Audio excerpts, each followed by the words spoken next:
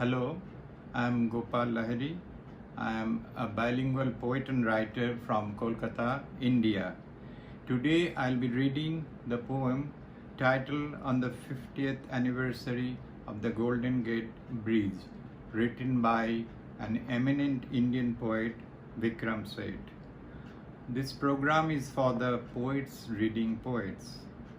The book has been published in 1990 and is published by Penguin, and the title of the book is All You Who Sleep Tonight.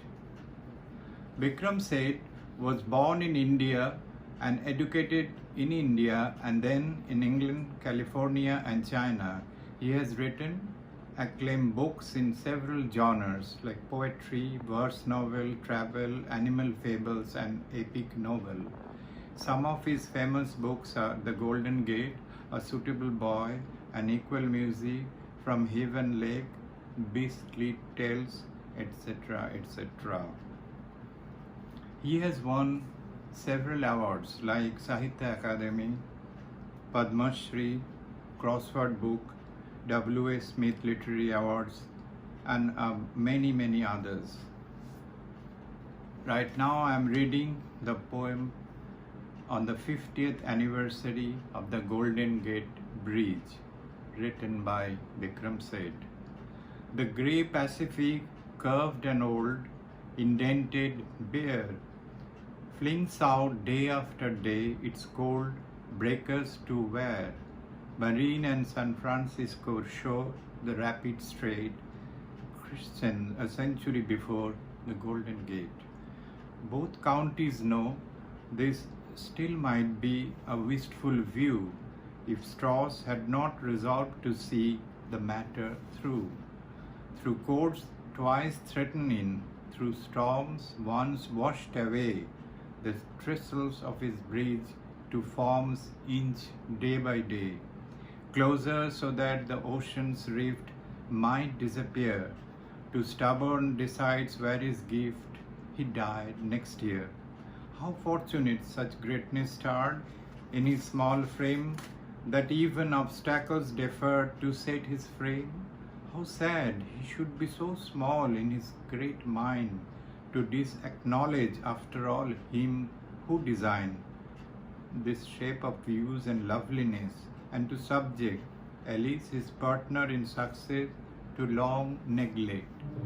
Two towers hold the cable, ton on ton of it hung chain-like from their peaks, yet one alone is lit. But let us leave blurred facts behind in the plain hope that each will be at last assigned his equal scope. A claim that justice can in no clear lights refuse, and glimpse the 50 years that flow down from those views. How much of life has passed above, below, upon?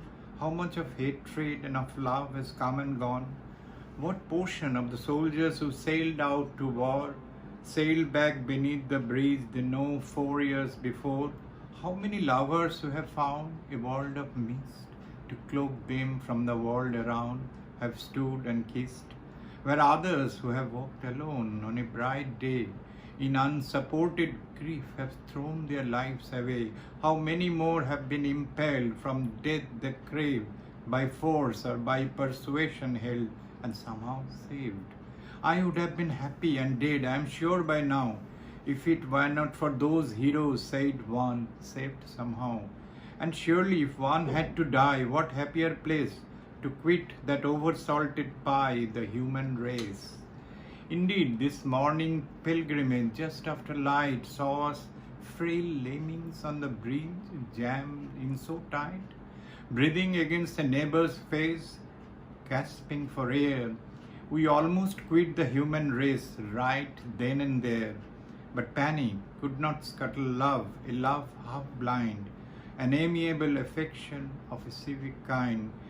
For what we have known for years, for all who feel the same, as when in darkness we recall a common name. It is as if the bridge's core, its grace, its strength, could not have not been on this shore, and that at length. The green and empty hills agreed that humankind might be allowed this binding deed, which brings to mind the engineering dean's reply to her who said, if such a man-made things should lie, metal and dead, across God's natural world, why should we think it best? That's a fine pendant on your God-created breast. Cool repartee, but would it still suffice to douse the latter enigmatic will of Mrs. Strauss? The plaque upon his tomb displays the bridge on hers, the bridgelet straight, as if she says that she demurs. Thank you.